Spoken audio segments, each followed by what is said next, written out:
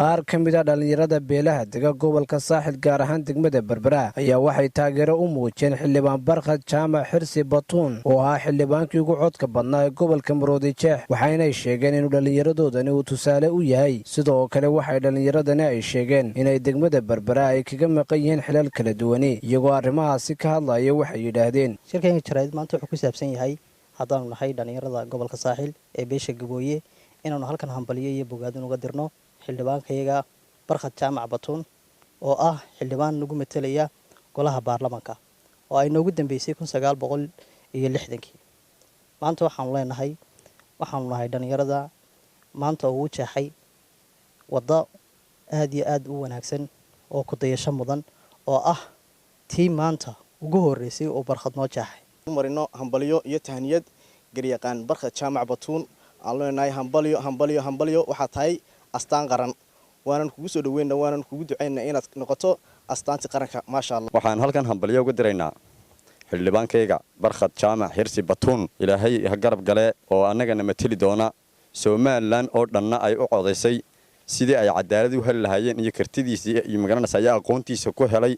dhammaan shacabka Soomaaliland oo ku mahadsan yihiin hambaliyo iyo tahliyad ugu diraya dhammaan shacabweynaha reer Hargeysa ciddii ka qayb qaadatay hiil iyo hoob la garab istaagtay ninkaas oo ah nin aanan qolo iyo beel iyo cidna aanan u sharaxnayn oo cidna aan u soo bixin laakiinse u soo baxay shacabweynaha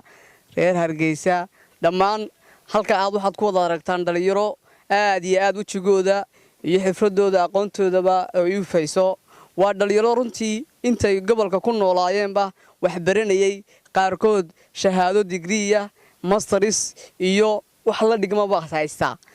ma aha dad maanta buuxin kari waayay shaqooyinka asaasiga ay hoose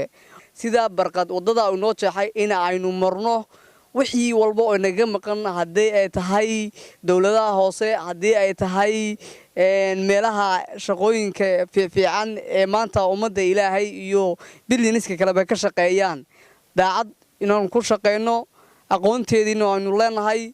waxaan yiri adduunyadu waa silsilad sifaha rabba oo haye ciidan suurayn karayn haddaan suugaanta iyo murtida see tahay u dhigo inuu Barkhad haliyay qaran yahay nin kalena la simayn adduunka wada soxo aqooyahanaan seexan iyo ilaasiya waa iftiin cilmiga saad buu u yahay diintana saliig buu u yahay aqoontana wuu sidaa bulshada wuu saaciidaa saboolkana wuu hagaa sidii loo fiiriyaba runtii way haliyay qarane bulshay moodogtiin anu mahadnaqaya dhammaan bulshada reer Maroodi Jeex sida sharafta leh iyo karaamada leh codkooda uu siiyay garyaqaan aqoonyahan Barkhad Jaamac Batuun akhiran waxaan leeyahay Barkhad Jaamac Batuun alfa mubaarak aad baan kuga hambalyeena guusha aad gaadhay aad u soo haysay dhammaan qaranka jamhuuriyadda Soomaaliland oo aad noqotay astaan qaran waxaan ku leenahay kor noqo ilaahay subxaanahu wa ta'ala ha ku sharfo xilka lagu igmadayna Allah subxaanahu wa ta'ala ha kugu asturo ayaanu ku leenahay Cabdirasaaq Qaasin telefishinka Saab magaalada Berbera qoonmaal islaam iyo fatwa ma qabtaa weydiimo diini ah ma doonaysaa moobilkaaga inaad ka barato casharo diini ah